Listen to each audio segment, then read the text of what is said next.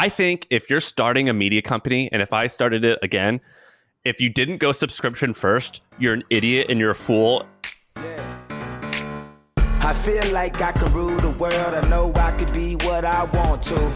I put my all in it like no days off. On the road, let's travel, never looking back. All right, we're live. So did you see I got Ariel Helwani to agree to come on? I know. Good job. How'd you do that? A friend, a good buddy of mine, is like best friends with him, and I just begged him. Your outreach, I had never seen you try so hard. Normally, you're pretty cool about things. I don't think you really care with too many people, but I could tell you wanted this one. I did. So basically, for the people listening, there's this guy named Ariel Helwani. He's got 1 million followers on Twitter, so he's not like that niche, but basically he's like the god of MMA journalism. And the reason why he's interesting is because he just quit ESPN, where he was probably making close to $1 million a year as a host, and he created a Substack, his own podcast, and he's kind of building like a little media empire. Yep. And so we'll have him on and talk about that. Yeah, and the thing that's interesting about him was he's been in it for a while. So like you have this phrase, I think you've said like niches get riches, basically, which is like a lot of people are afraid to go into a niche market. And is it niche or niche, by the way? I have no idea. Both can work. Okay, good. So, a lot of people are afraid, is this too niche? And I think you have the opposite reaction, which is too niche. Fantastic. At least that's my understanding. You tell me if that's right or wrong. Well, it's the two things. One, whenever you start doing something, it's definitely better to start for a very small group of people and a very small niche and corner that, or at least get big in that, and then expand. Or the second thing is you can stay in a growing niche and grow with, but start your business on top of a huge wave. For example, Twitch, video game streaming, super small niche. They never expanded really, right? It's still the same thing from day one. They've tried, but it's still, dominant where it's just gaming. Yeah. And that niche they're in it. It just is no longer really a niche. Or you have like an Amazon, only books, and then you dominate that, and then CDs, and then this, and then this, and then this. So yeah, right. I think starting small is always the way to go, or is often the way to go. Yeah. And I think in Ariel's case, what he did was, I know he's a fan of, I kind of want to ask him this. He's a fan of the NBA. Like he's a big basketball fan. But he didn't go for basketball journalism, which would have been a more obvious, safe choice. Instead, he went for MMA, which was like this fringe, really niche sport that, it was kind of like, John McCain in New York is calling it human cockfighting. It's like not allowed in certain places. Yeah. And so it wasn't really like a very safe choice, but he was the only dude doing it. It felt like it was like, you can go back, 15 years basically, and you see clips of him talking to people backstage and just budget production value, but he was like the guy covering this regularly. And because of that, he's got like deep relationships, deep respect amongst the fans, to the point where even though Dana White, who's the president of UFC, hates him and has banned him from like UFC events, he's still the number one journalist. So imagine, like this guy that Roger Goodell, the commissioner of the NFL, just hates and bans from the game, still being the number one journalist for the athletes. That's kind of unusual. And so, yeah, he's an interesting dude with a cool story. Yeah, I'm excited to have him. I actually think that I think that it'll be a hit with our listeners, even the people who aren't into UFC. I think it's going to be a hit, but I am a fanboy, so we'll see. Yeah, that's all good. Can I tell you about a business that is built on trust that I'm obsessed with at the moment? Okay, go for it. All right. Have you heard of examine.com? No. What is examine.com? You've never heard that? Okay. Can you go to your computer now? You have, okay. I'm at it. Let me go there. All right. So I'm going to tell you what I see? Yeah. Okay. I go to examine.com and I thought it was going to be about books or something. No, it says nutrition information you can trust. And then it's just like a giant kind of like Google search bar. It's like for example, this is perfect actually. My trainer was telling me about ashwagandha. I see ashwagandha here. I've been taking that for 8 days now. Great. So it's a supplement. And so I go here and I guess the idea would be, hey, there's going to be a lot of, if you Google this, you're going to find a lot of information, but we are a trusted source. We do the research. We put the pros and cons here. We make it easy to understand. Is that the idea? Yeah. So I'm going to summarize this. So the reason this interests me is I have a friend named Sol, S-O-L, Orwell. He's a good buddy of mine. I've never even met him, but we went to a bunch of conferences and we were in the same room and we never met up, but we became friends. And he's a great guy. And I just met him as a guy. And then I saw his business, and it's called reimagined.com. And what it does is they do a few things. So first, they get about 40,000 visitors a day. And they get those visitors by having this free content. So what you're looking at, where it examines that supplement, ashwagandha. But the model in which they make money is that they have a membership. That membership has supplement guides. And then they also have a thing where they look at all the recent studies and they summarize it to tell you exactly what you need to know. And it'll say, this is a strong study and the conclusion is this. This is a not great study and the conclusion is this, and you should avoid it. And they do that with all types of studies. And basically, what the company is, and I'll explain why I think this is a big deal. But basically, they take knowledge that's locked up or complicated to understand, and they make sense of it into a really easy to understand way. And so they have, I'm going to give you some stats: 40,000 visitors a day, 20 employees, 7 figures in revenue. 50,000 people have signed up for their membership or bought some of their guides. And that's only been around for about 2 years, the guides have, or the membership. And so they made money by selling guides. And so I bought this supplement guide. They have one on, like, I have like panic attack problems that I'm trying to fix. And they have guides on, it listed it said here, if these 6 supplements have been proven by clinical trials to help with panic attack, and it lists them all, and it says, take this one. If you don't feel anything in 2 weeks, pair it with this one, and then pair it with this one. And they tell you, and they go, and when you buy it, make sure that it's magnesium, not magnesium oxate. Like, they tell you very specific stuff. And I think this business is amazing. It's amazing because they've spent years building up trust. So Men's Health, Dr. Andrew Huberman, do you know who that is? He's that guy who has a YouTube where he talks about health stuff. He's like kind of going viral right now, which is on Joe Rogan and Tim Ferriss.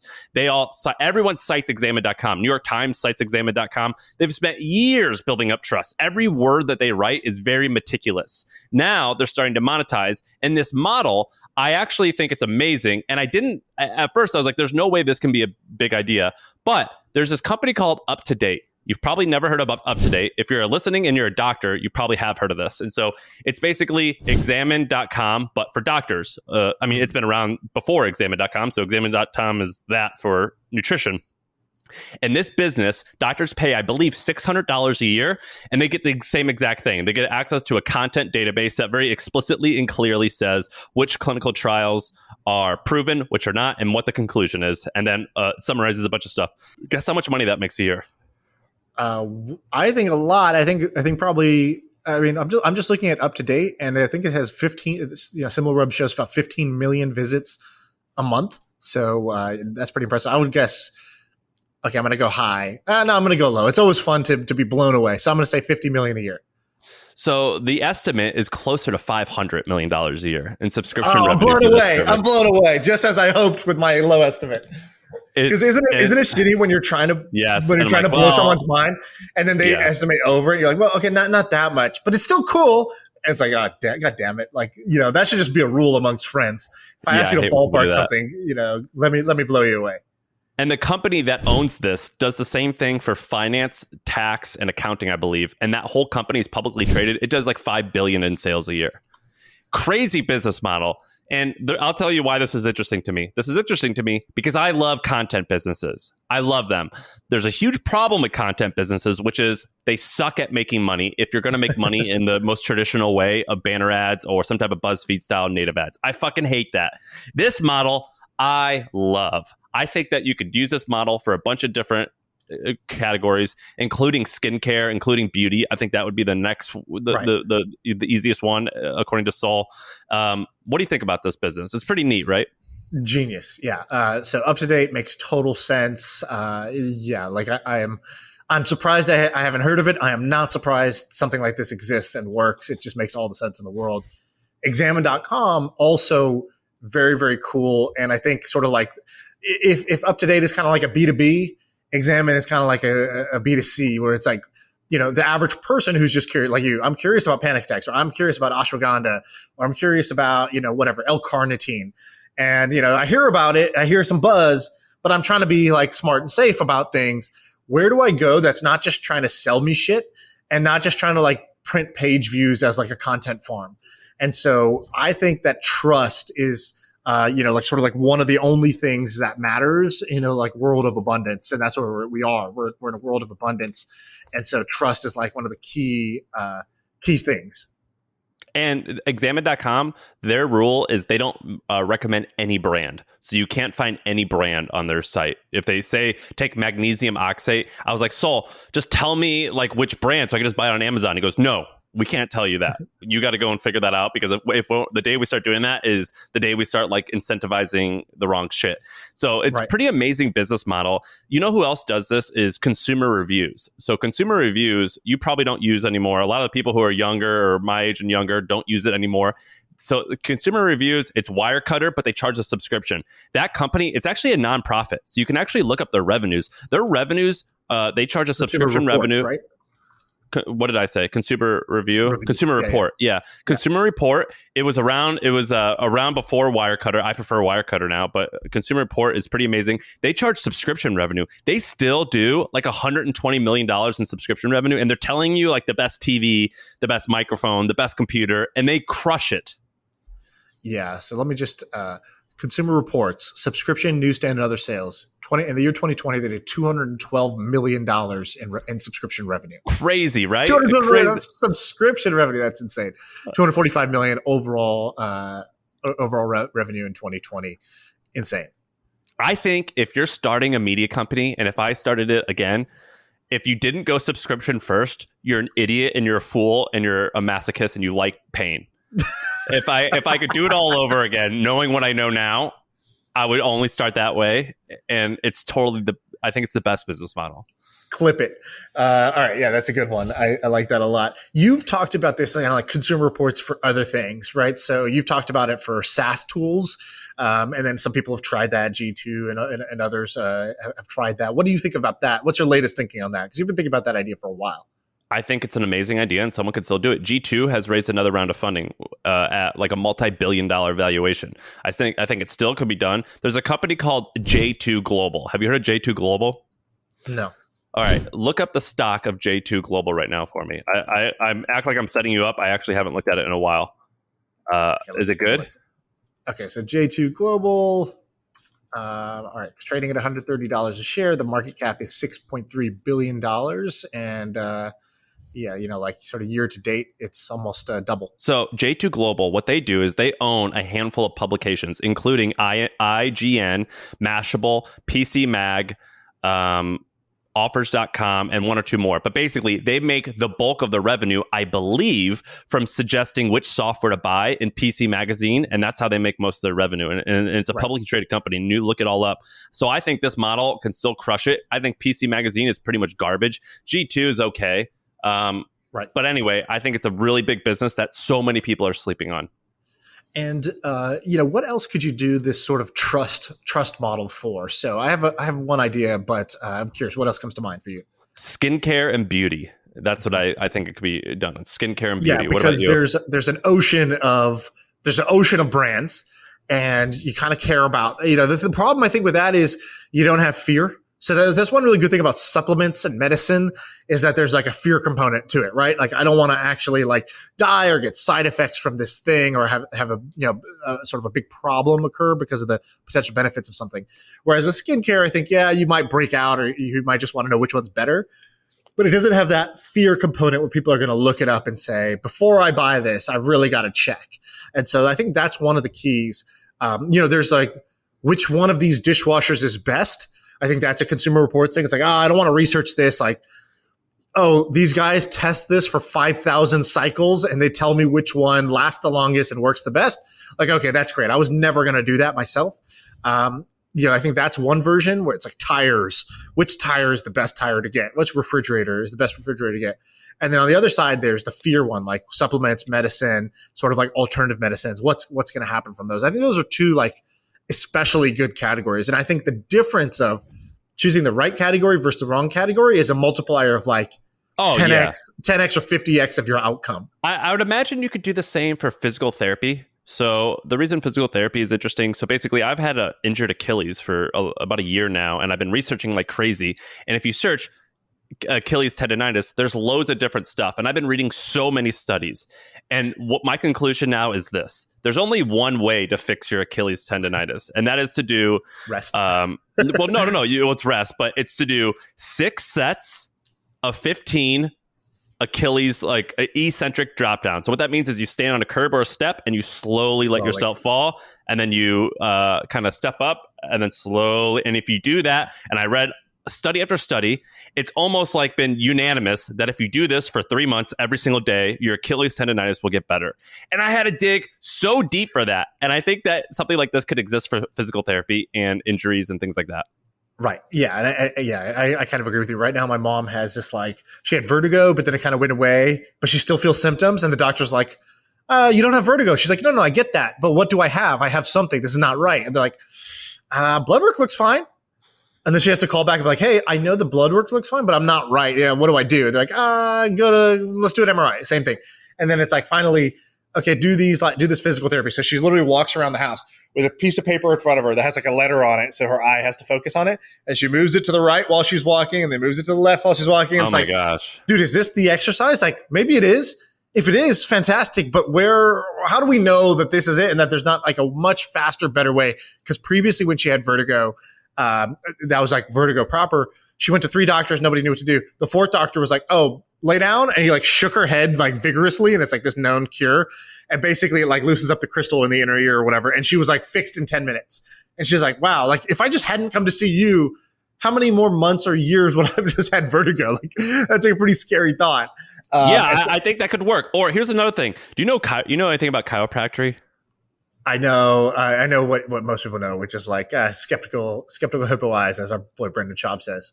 And I didn't know that. I thought, sorry to chiropractors or chiropractors fans out there, but basically chiropractor, it was invented by a guy, I forget his name, but he was like a snake oil salesman. He was full of shit. And he thought that like, someone's gonna correct me because I'm kind of getting it wrong, but basically like there's like evil spirits or something in you, and if you adjust the spine, it releases it. Now, some chiropractic like can help, very little, like, but 90%, like 90% of what chiropractors, what we think they do, you can't adjust your spine and like your headache stop. Like that's just not how your body works. But it's nonsense, right? Also, the acceptance rate of chiropractor school is 100%. So like, and it's like a Google AdSense certification. It's not like, you know what I mean? Right. I know I'm gonna get flack for this. And yes, there are some chiropractors out there. A lot of it though is nonsense. And I think an examine.com can exist for all types of parts of the body. So anyway, that's my idea on examine.com. I thought it was interesting. I'm a bit obsessed with it. I'm currently on a vitamin regimen and I discovered it on there. I thought it was cool. You want to do another one? Yeah. Okay. So let me give you another trust as a service. So this is just like I'm calling this my $2 blue collar side hustle right now, which is, here's a side hustle that will make you some bucks. It's not going to be a huge business, probably. It's not even maybe going to be around 5 years from now. But I think right now it's a thing you could do. So are you big on, do you order a lot of food? Because I'm a DoorDasher, right? Like I do, but not like you. You do like every meal. Well, right? I got a chef now, but even with the chef, there's still, two meals a week where I'm like, let me just fire up the DoorDash and see what happens. Dude, it's so expensive. It hurts me.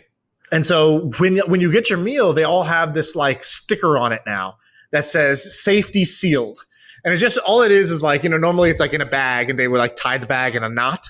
And now they like sticker it to show like no human, like the food went in and then we sealed this shit. Because there's like viral videos of like DoorDashers eating the food. Eating food, coughing in the food. I don't even know what the fear is. It's just like, I can't lie. When I see the sticker, I'm like, good. I'm glad they sealed it. Like, good. I'd rather it be sealed than not sealed. That's for fucking sure. And It wasn't even a thing I was thinking about before. But somebody is out there selling branded safety seal stickers to restaurants. And I just think that in general, there's going to be a whole wave. If you just said, I'm going to sell trust and safety as a service, I'm going to sell it to every business that needs to reassure its customers that it is taking COVID safety protocols seriously. And then you can dial that knob up to level 12 of like chiropractic, where you're like, I'm just going to mail these to everybody. Put it on yourself. Honor code. This is an honor code system. Like just put this sign up in your restaurant. Put this mat on the outside of your thing. Put this on every doorknob. Hang this on every doorknob. Put the sticker on every cup. Whatever. you could just send it, or you could actually like go out and verify and say, hey, here's our 5-point, safety inspection. And we send mystery shoppers out or whatever. We like actually create kind of like a Zagat reviews type of sticker or seal of approval specifically for trust and safety around COVID. That's the general idea. What do you think? I love it. And I'm going to show you an example of something similar to this. Have you heard of, I think it's pronounced LEED, LEED? LEED certified, the like green buildings thing. Yeah. So I was looking this up. So it's a nonprofit, so you could easily see their sales. So that wow, they do. I think this is. I'm almost positive it's run by a company called the U.S. It's not a company, but a nonprofit, U.S. Green Building Council. And right. I think is that it? Do you know? No, but yeah, I believe you. And they do $31 million a year in sales. And basically, I have no idea why buildings are incentivized to do that. But I imagine the business model is such where you pay LEED, I guess is what it's called. And here, Dan says he's a former accredited professional for LEED. So that's crazy. Dan, unmute. Dan, wait. So okay, yeah, on a scale of 1 to chiropractor, where is LEED certification? It's nowhere near chiropractor. Okay, it's legit. And you are a LEED accredited professional. What the heck does that mean? Did you pay for Did you pay for this accreditation? My former company did, yeah. Okay, so somebody paid for you to get certified, and then you charged other companies to go give them the stamp of approval. Is that right? Yeah, so as a professional, you get like 1 point towards the point total you need to become a LEED building. And then there's like a silver, gold, platinum scale. And it's shit like, you use the right kind of light bulbs, you use the right kind of insulation, that sort of thing when you're building your building, right? Or renovating? Yep, stuff like that. Air quality, indoor air quality, which is really bad normally. Low use water, things like that. No smoking. And why does you sound like a LEED professional right now, bro. I feel like I'm getting LEED certified as we speak. Why does a building care about getting LEED certified? Look good, That's feel a good question. Yeah, I think it's a little bit of just wanting to be green. But there's no incentivization. Dude, the government does. Does the government like give you anything, or is it simply just for branding and awareness? I don't know. It's been 15 years since I took the exam, so I'm a little out of pace on it. But I'm not sure if there's a big incentive for it. Dan, how old are you? I'm 35. You did this when you were 20? You were a 20-year-old LEED certified guy? Might be around a little bit. I think I was 22 when I took it. Okay. More importantly, I got a LEED certification. Go to my Twitter profile real quick. Just see what you see there. Dude, fuck that. I think you are the worst. That is so lame. So you'd be verified? So lame? Are you kidding me? Shaan got verified on Twitter. Ever. He's got a blue check mark. I think that is the lamest, dude. You're not a man of the people anymore. You're so out of touch for getting that. I used to shit on, I don't need that. I don't need that. What does that mean anyways? Who cares about that anyways? I actually prefer not to have, and now that I have it, all that bullshit is out the window. I am so glad I'm verified. Why did you get it? So glad I got the blue check. Well, I got it for like actual legit reasons. Like first I wanted it for my ego for many years, but I was, okay, whatever, it didn't happen. Who cares? But then people started actually like impersonating me and scamming my followers. So there were all of these accounts that get created every month, and they would go DM my followers, be like, hey, yeah, what's up? And people were like, oh, hey, thanks for the DM. Be like, no problem. I saw you follow me.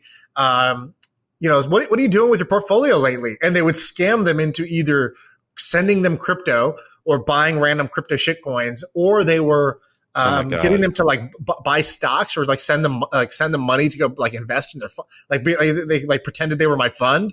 And so people were actually like, it used to just hurt my feelings that I wasn't verified, but then it was actually like hurting other people. And so I was like, dude, what the fuck? So I was bitching about it. Yeah. And I get that. Cries. I get that, but that's the only reason I'll accept. I think every other reason is bullshit. I think they're stupid. What's that? It's a little jealousy I'm smelling. I don't know. Like, I think you kind of want the blue check mark too. I think the people on Twitter need to help you out. I think I'm barely famous enough to get it, but I will not get it. I'm not. You have crypto bros to follow you. You tell me right now. You push a button and you could just have it or not have it. No, nothing else. Just push this little key on your keyboard. You tell me you wouldn't push that button? I give you my word. I will not push that button. Wow. But if I end up having scams like you, then yes. But I've not had that. I've not had that problem. Yeah, it became like a legit problem. Anyways, so okay, LEED certification. So yeah, basically, I think I think lead is another good one. Like, I would love if somebody just took on lead and just called it like, green home. It's like, you're a green home triple star? Wow. Doesn't that sound good already? Yes. And like, again, you could turn the knob.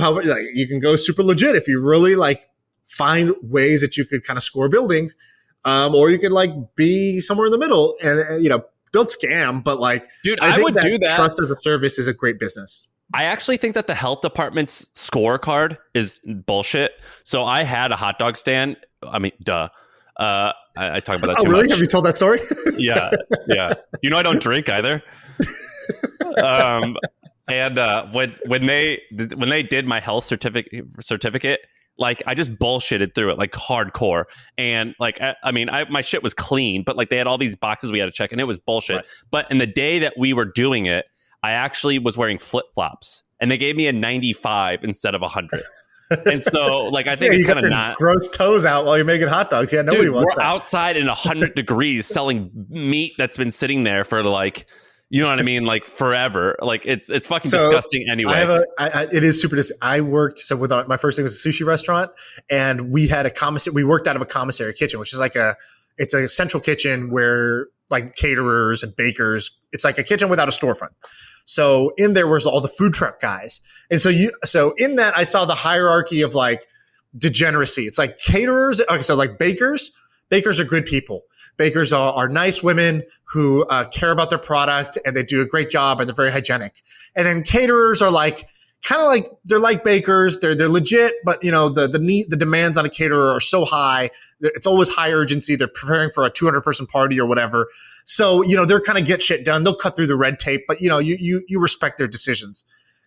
Then there's the fucking food truck guys. Food truck guys, they think this is a bar. They're just drunk while they're prepping their tacos. They're pretty disgusting. And then you have the hot dog guy at the end. This guy straight up, okay, so there's like a sink. And if you don't know what a 3-compartment sink is, you haven't paid your blue collar dues. But basically a 3-compartment sink is like kind of where you do the dishes in a commercial kitchen. And like the three-compartment sink is just literally, it's full of like the dirtiest dishes and just a chemical bomb you put in there to like clean them. And the fucking hot dog guy in our commissary kitchen would just go and he'd just fill up the sink with the hot dogs that he's going to be selling like 3 hours later. He'd just be throwing the hot dogs around there, washing them, put them in the other sink to dry off. And it's like, This guy, there was zero. And I don't think I've had a hot dog since because I saw how the sausage was made and I never want to see it again. So that's my public service announcement. Don't eat hot dogs.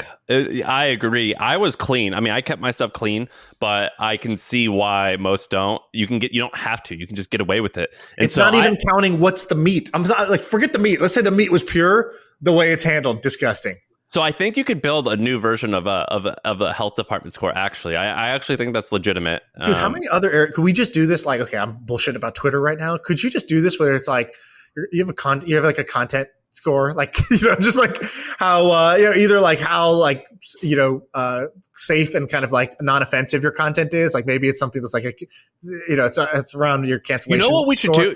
Or it's just interestingness or your fan score, like how much your fans care about you. And we just bullshit like your engagement score, but we make it really visible. It's like Sam, he may not have the most followers, but his followers love him. It's like we make your Q score. Yeah, you know what Q is? It's like a popularity ranking. Just make some. You haven't heard this Q score? It's like a thing for celebrities. Klout? Yeah, it's a thing for like Hollywood celebrities. Like, what's your popularity? Kind of like it's not approval rating. It's like your popularity rating. How well do people know you? And like Obama has a high Q score. And I feel like you could do that on social media with Klout, but just like bullshit the whole thing. Yeah, I think that's crazy, and I think that's good. Klout score. I actually think Klout was amazing. So Klout was a company that was around. It was spelled Klout. They had like 100 employees. They raised a lot of money. They ended up selling for $100 million. I think it was like $100 million of stock in a privately held company. Like I don't think it was actually that good of an exit. But they great idea, Klout. Early. You were just too early. Amazing idea. Way too early. Amazing idea. If it were around now, it would be the best. I actually thought somebody restart Klout and just DM us. I thought it was the great branding, and people still to me make jokes about Klout. Like they'll be like, "Oh, I got to increase that Klout score." And I know what they're talking about. I had a Klout score, and basically what happened. I mean, my Klout score wasn't that great. I had like 5,000 friends on Facebook though, and so I qualified. And so McDonald's. The fact that you're justifying it shows how good of a hook this is. How much I would use it all the time. McDonald's would send me a $5 gift card once a month. Right. Amazing. It was so cool. I loved Klout. So I think that could exist, and I think that could kick ass. I think this is like, I think there's a lot of interesting businesses here. I don't even think you really need to do that much differently, right? Like I'm sure there's like 20% of things you would tweak, maybe in the execution, like, maybe you don't have to raise that much money. I think the timing is the biggest tweak that you needed to make. Maybe you change the way it's calculated or the way you promote it or the business model, whatever. I don't think you need to change that much. I just think that the time is now. And like, as Donald Trump basically created this thing called fake news. I think fake news is very underrated, how like big of a wave that actually was created and how much distrust there is around brands and entities now. And so people are kind of like the atomic unit of a brand at this point. And so, I think that that Klout should be remade. How about the fact that HubSpot has a hub? So this one woman who works with me just got Scrum certified, and we paid $5,000. It was $5,000 or $4,000, and I'm like, so Scrum. I don't even know what it is. I guess it's just like a project management. It's how you manage like engineering sprints. Yeah. And we paid $5,000, and I was like, who the heck like is the Scrum like decision maker? And then I realized HubSpot. Scrum master, by the way. Is it really? Oh my God. It sounds so much more like legit that it probably really is. HubSpot has HubSpot certification courses. And if you look on people's LinkedIn, they brag about passing HubSpot certification courses. I got to talk to HubSpot. I'll be like, how did you? I'm like, look, like you guys are amazing and wonderful and legit. But like you weren't always amazing, wonderful, and legit. You were just starting out, and you somehow convinced people to trust you and take this seriously. Right? How on earth did you do that? Because that's amazing. So they paid HubSpot. So HubSpot is the collector of the 5,000 dues for the Scrum training.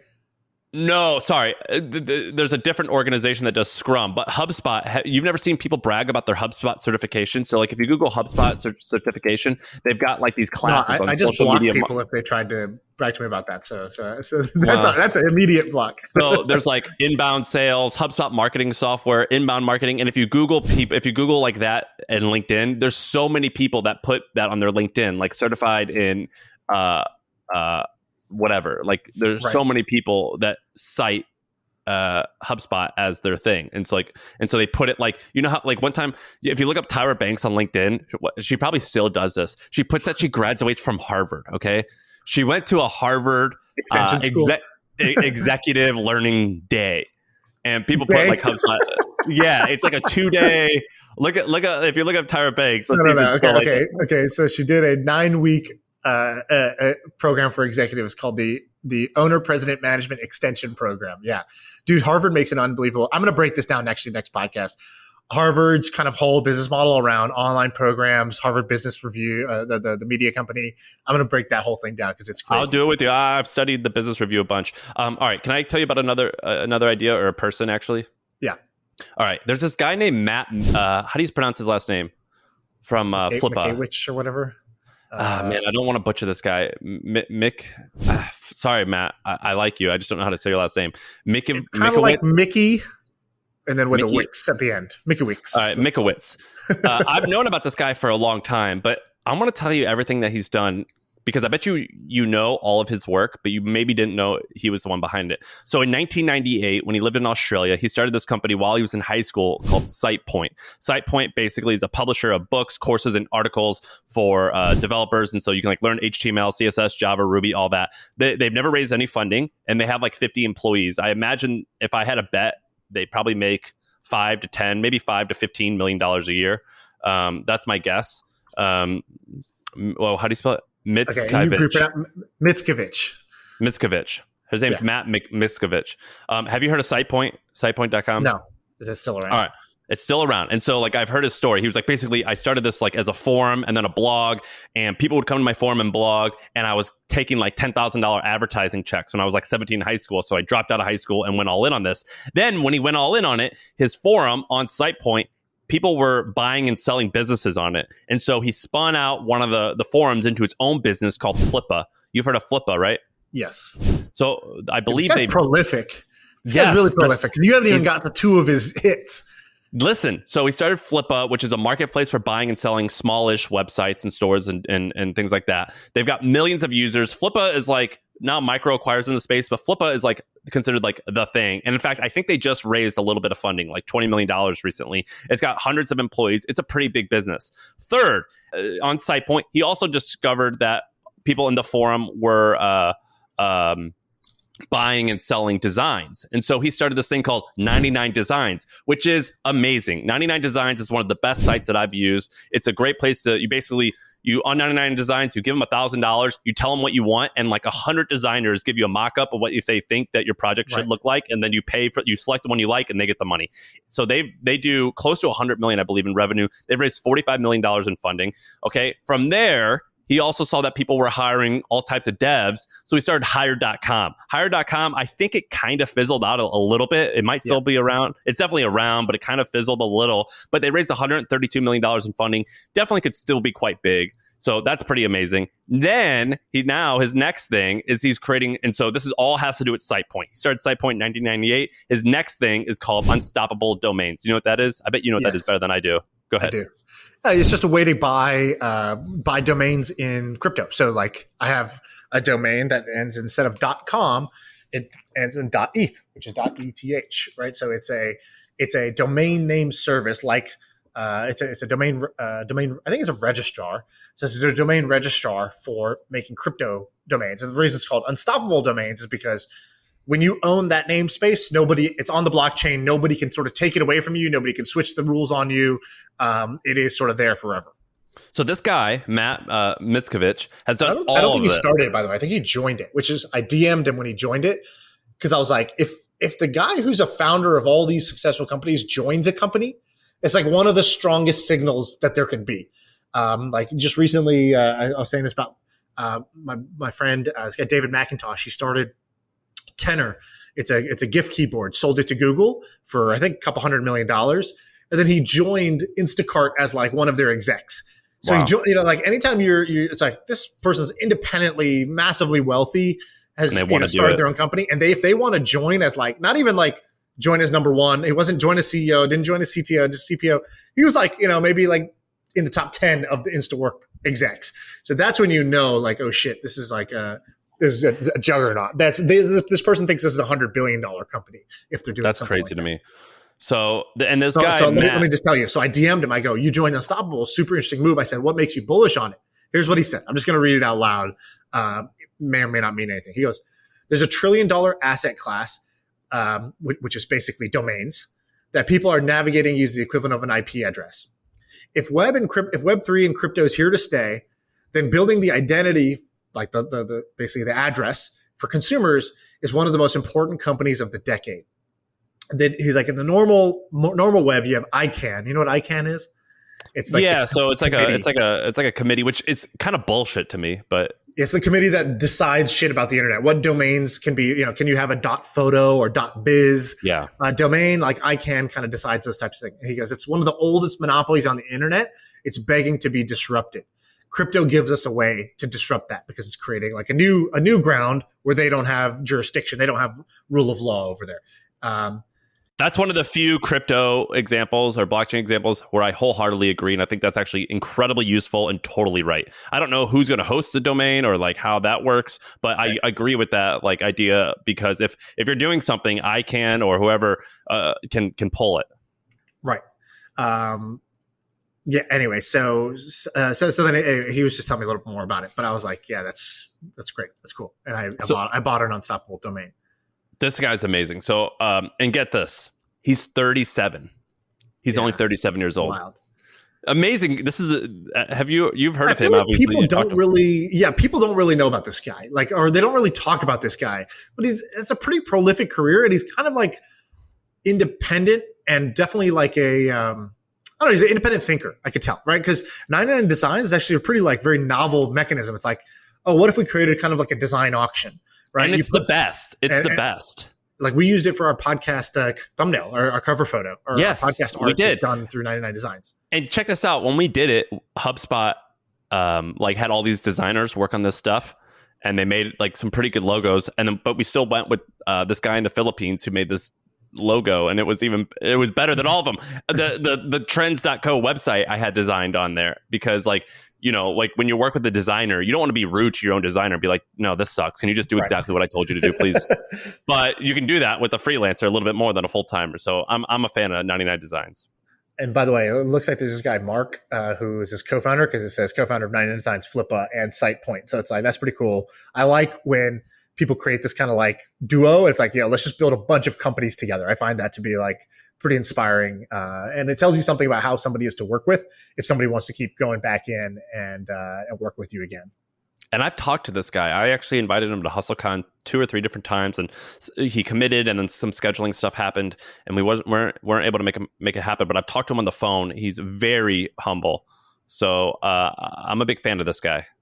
Yeah, me too. Okay, so he's kind of like our little, internet founder of the week. I don't know. We need a name for that. We had the Billy of the week. We got the blue collar side hustle. We need something for just founders who are badass, who have done like serial entrepreneurs. Yeah, this guy's great. All right, you wanna do 1 or 2 more? Yeah, let's do some other ones. Okay, so do you know this company Guthy-Renker? I bet you know about it, and I bet most people I can tell you all about them. Tell me all about it. So last night, all right, so I've been on this binge. I gotta say, I've been on this binge. I'm rereading the book that really got me into being like kind of like a startup founder. Can I guess? Guess it. Think and Grow Rich. No, but that is a good guess, especially based on what we're talking about. I actually haven't read that book, so I want to read it now after reading about Guthy-Renker. But I am rereading the 4-Hour Workweek. So your bud Tim Ferriss wrote this book. I got it right when I was starting my first company. So I started my company before this. But once I started reading it, I was like, oh, wow, there's people that are like me that are out there who think this way. And this guy's got like systems about this. I just started figuring this stuff out. This guy's like been doing this for a decade. Great. And I got what you call the 4-hour fever, which is what happens right after you read the book, is my own term, because I've given this book to maybe 50 people since, and they all get the 4-hour fever right after I infect them with the book. And so I read it a long time ago. We already lived the 4-hour workweek life. So now we live it. And so I went back and I'm rereading it, right? I'm like, okay, I want to reread the classics. And so I went back and I'm rereading it. And I just want to see, what of it do I still believe in? What of it do I disagree with? What's changed? Anyway, it's pretty interesting. I'm taking a ton of notes. And I texted you this while I was reading it. I go, let's write a best-selling book, 10 million copies sold, the next 4-hour workweek. And then you're like, okay, easy. And I was like, all right, perfect.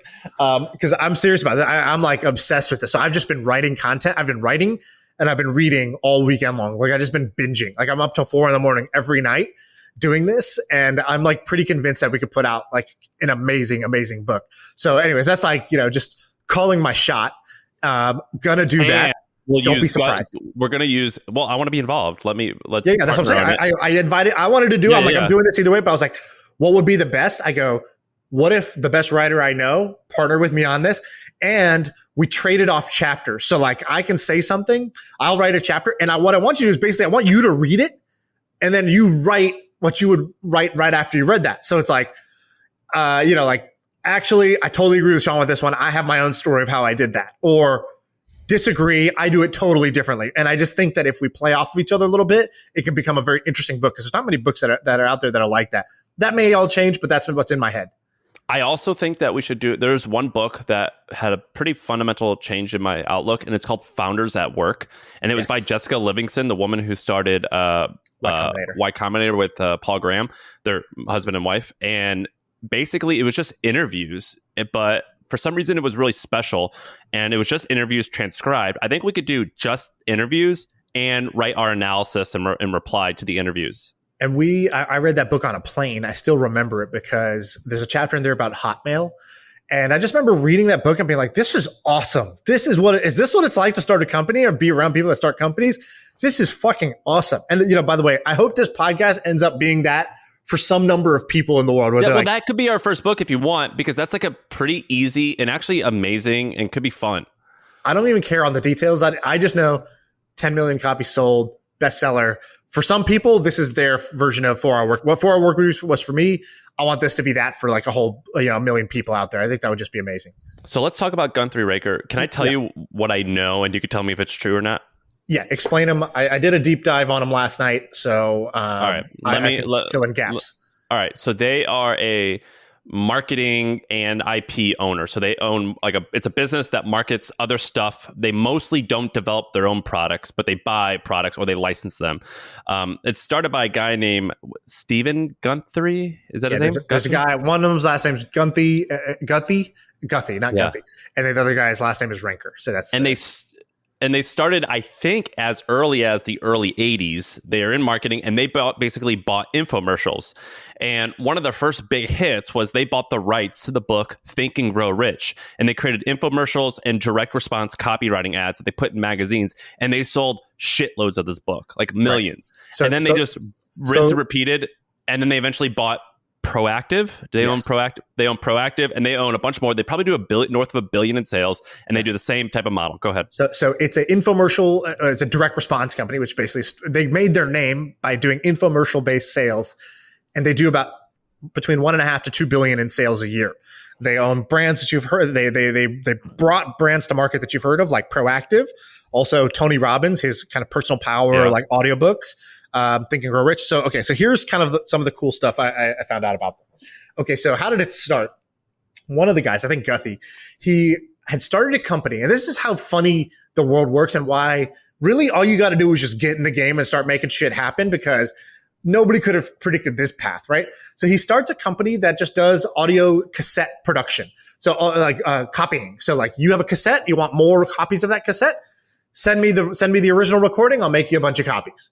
So it's basically like this guy's a fucking like Kinko's, right? Like it's just like a printer for audio cassettes. And he gets this order, and this guy says, "Hey, I need 200 to 250." Or sorry, I don't know why I said that. This is a small number. Basically, the guy wanted almost 100,000 cassettes made. And he goes, 100,000? What are you making? And it ended up being 50,000 copies of a cassette that was about real estate, about how to make money doing real estate investments. And he's like, wow, that's amazing. And he looked up the company, and the guy was selling through infomercials. So he goes to his buddy, Renker. And Renker at this time, I think, had his family owned like kind of like a resort, like a tennis resort or something like that. So he probably comes from a good family. So he goes, hey, dude, this guy ordered from me 50,000 copies of this cassette. It's amazing. Forget making cassettes. Like, let's do this infomercial thing. That must be amazing. And so they go, okay, what are we going to do? We need a product. And so that's when they were like, hey, what's something we're both into? It's like they both had made their bones. They both really loved this book, Think and Grow Rich. So that's when they went and bought the rights to it for $100,000. They ended up making $10 million in the next 3 years off of sales of Think and Grow Rich, right? They basically bought the rights to Think and Grow Rich, and they produced this infomercial. They hire this football player, Frank Tarkenton, to do it. They go, by the way, I watched the full 30-minute infomercial last night at 4 a.m. I'm like watching this thing, and you can find it on YouTube, and it has 875 views on this video. And basically it's this infomercial, and it starts with like, this production. And it's basically like these people, it's kind of like testimonials, but they don't tell you what the product is. It's like, I always wanted to just own my own business. I was so tired of working for somebody else. And then finally I felt like this is the solution, broken down into tactical steps, but they don't tell you the name, right? And then it's like an interview with the founder of Domino's. He's like, I never went to college. I had the lowest GPA in my high school class, but I read this book. And afterwards, it became my blueprint for how I started Domino's.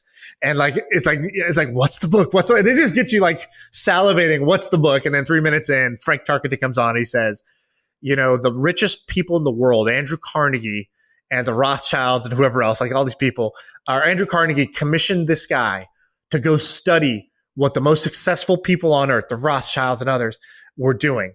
And he went and he interviewed all of them, and he packaged all that knowledge and wisdom into a book that's been a bestseller for years. It's the book that executives say is their secret weapon, blah, blah, blah. And it's just like such a hard sell, but that's like what infomercials are. It's like once you get in, you're like, all right, I'll buy it. What is it? So yeah, like, fuck it, I'll order the thing. And so that's how they sold Think and Grow Rich. It's kind of like an amazing infomercial. I recommend you go watch it if you're kind of like a marketing person. by the way, they bought that in 1988. So 100 grand is the equivalent of, is this true? Only $225,000. So it's only 2.2x. And when they, the takeaway here should not be like, I can't do that nowadays. But actually, if you look at the infomercial, and if you Google like Guthy-Renker infomercial breakdown, or if you just go and make your own, and you break it down and you like copy it word for word, and you break down the sections, and you apply that section to a sales letter right now, it 100% will continue to work. Right. Like if you see their infomercial, like the ladies are going to be wearing like 1980s clothes, and the guys will have weird haircuts, and you're like, oh my God, it's so old. No, it will continue to work. And TV infomercials at the time was like dirt cheap. So when they did the Think and Grow Rich, they just bought TV space in 6 small TV markets. And like you could buy the midnight slot, the 2 a.m. slot. And these are basically like, is essentially free. They needed some programming to fill airtime. And so these started out really, really cheap. Now it's gotten much more expensive, right? So like, let's take Proactive. I think Proactive at its heyday or kind of like this is maybe 10-year-old data at this point, but they were spending about $250 million a year just on the media buying. So just on the infomercial space. And then they're spending because if you watch a Proactive thing, it's like Justin Bieber was their like signature person, right? Because Proactive was basically saying, hey, teens, you don't have to have acne. You can get rid of your acne this way.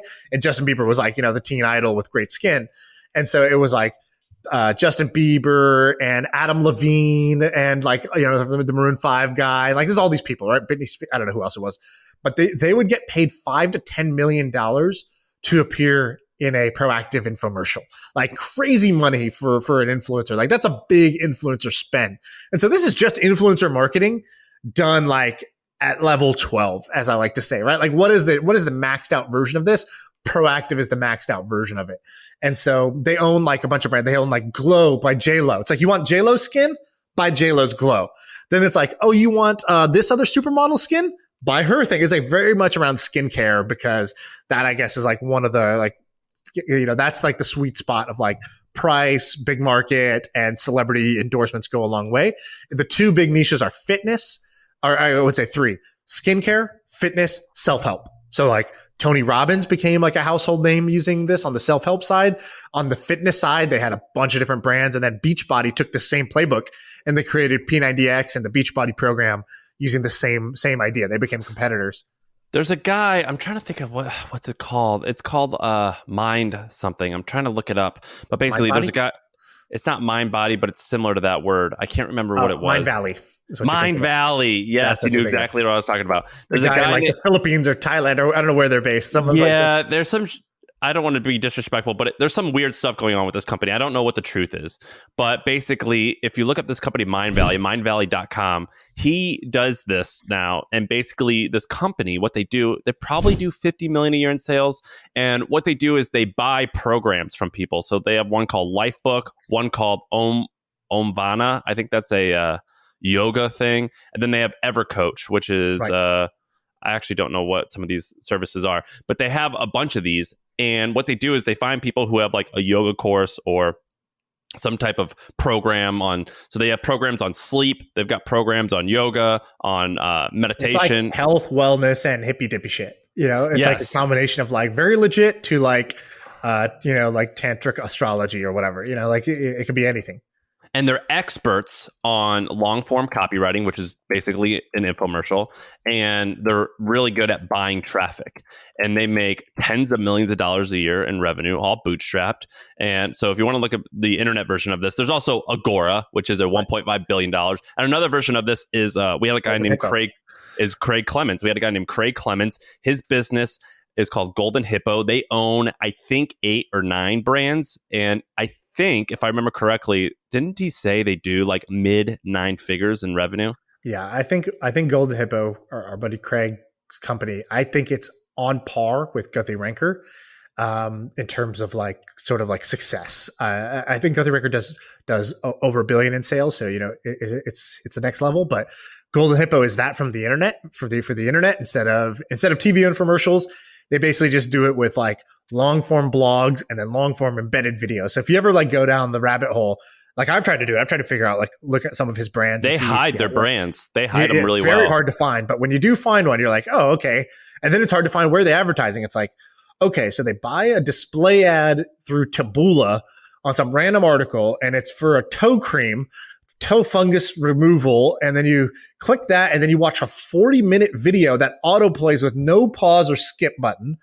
And then by the end of that, you're like, God damn, like, if you ended up making it there, you're almost certainly going to buy this token. Then you subscribe to the SMSs, and then you get like text messages from this legit doctor who, is the face of the brand. It's kind of like the like Rodan and Fields is another one, which spun out of Guthy-Renker.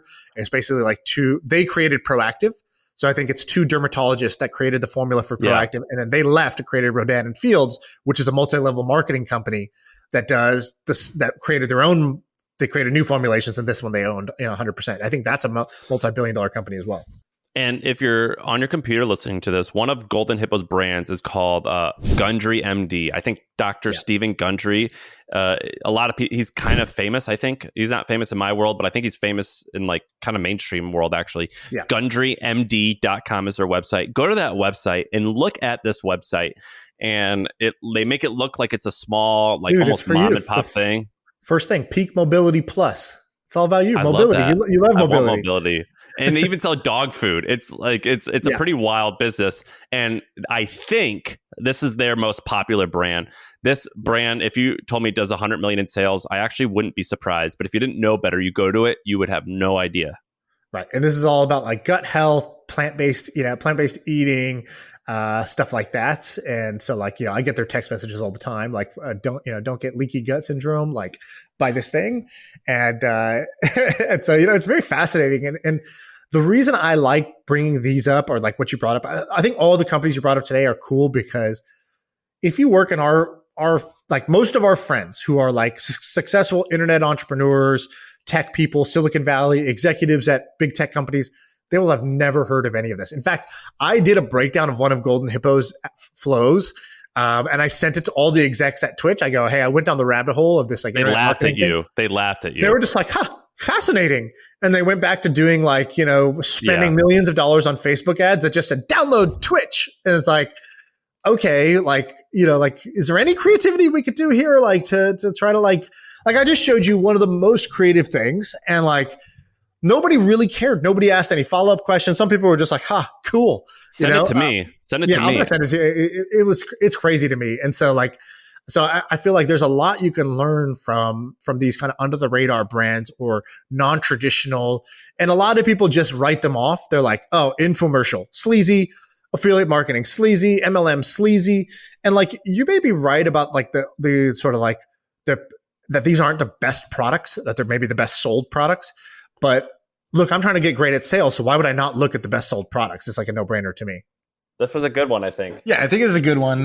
This is definitely sort of like unusual / potentially gray hat, trust and untrustworthy businesses. I think it's going to be entertaining. So yeah. Can we wrap up with? Well, let me wrap up. First of all, Guthy-Renker is amazing. I would love to see your notes on that if you can share them. Also, I want to wrap up with the one thing that on Twitter, you said you wouldn't call me to invest in your company because I'm risk adverse. You said this, and I want to explain myself, because that was a dig at me. I don't think you meant to be rude, but I took it as you being rude. And I think that a lot of our friends call me this as well. You guys are so wrong. I just don't take dumb risks. So here's my philosophy. Listen, here's my philosophy. So from age 20, I said by 30, I'm going to make enough money that I never have to worry about money ever again.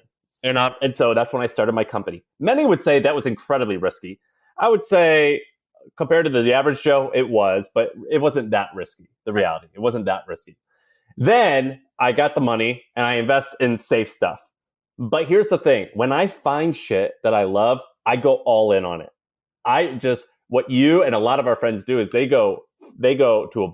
spread their shit like wild. I try to go all in on a couple things. So I don't think I'm risk adverse. I think that I just pick and choose them differently. Yeah, that's true. Like, okay, let's say I was starting a company, and I think I know what your answer would be, but let's see.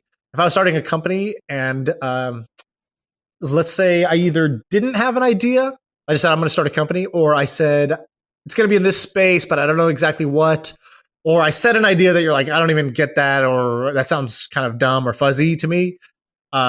Would you just invest then, or would you want to wait? Because I would let you in at any point. So you could.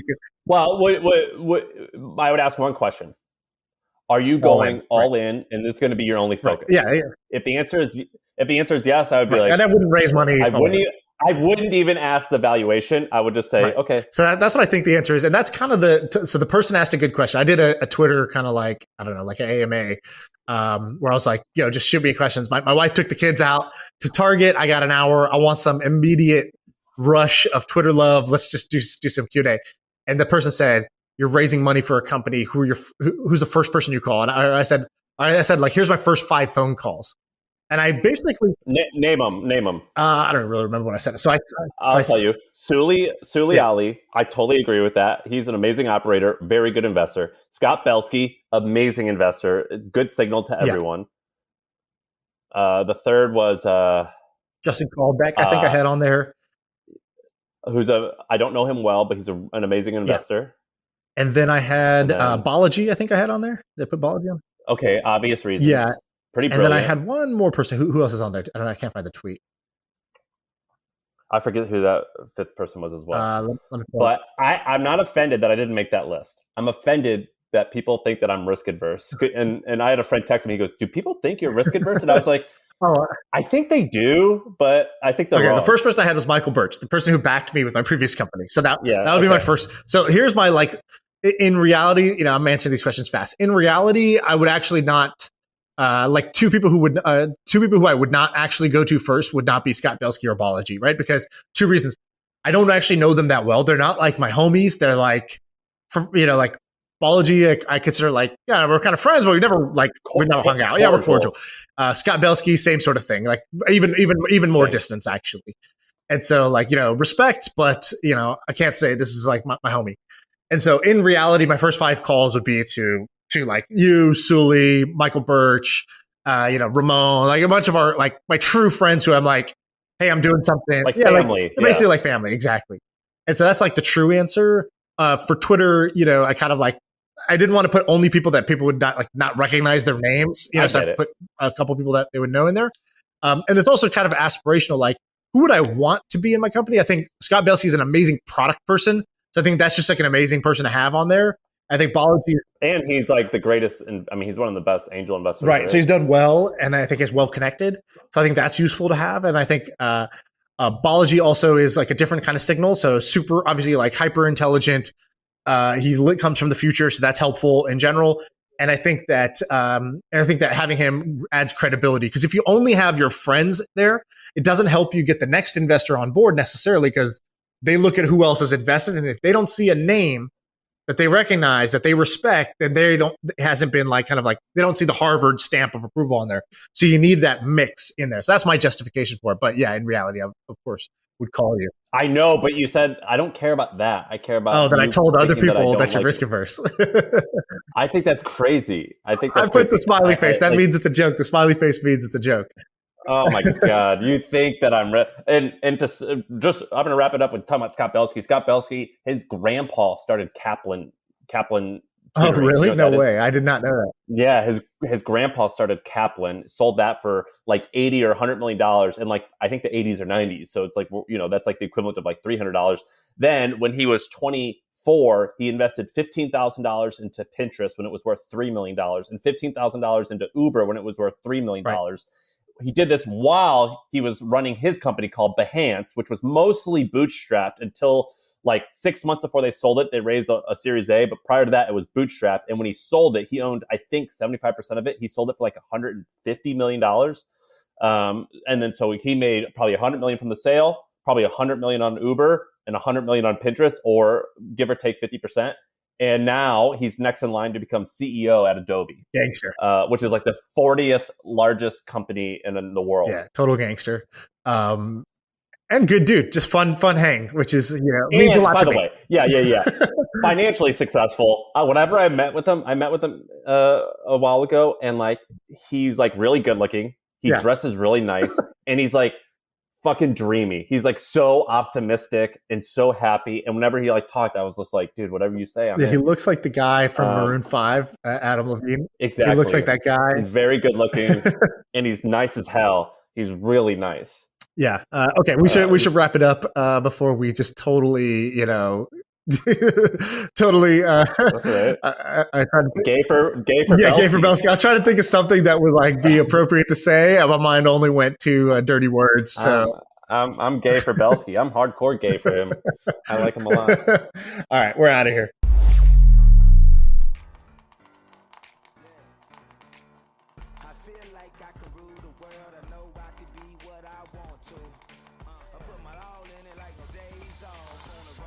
Travel, never looking back.